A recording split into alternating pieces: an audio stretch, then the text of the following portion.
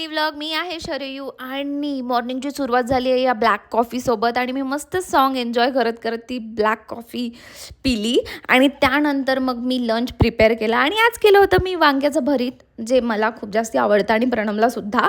So मग मी छान tiffin pack केला आणि इतकं काही लांब नाही आहे ऑफिस, 3 ते 4 किलोमीटरवर आहे, तर मी भेट होऊन जाते आमची अशी. कधी कधी लेट झालं तरच, नाही तर मी सकाळीच टिफिन देत असते. येस.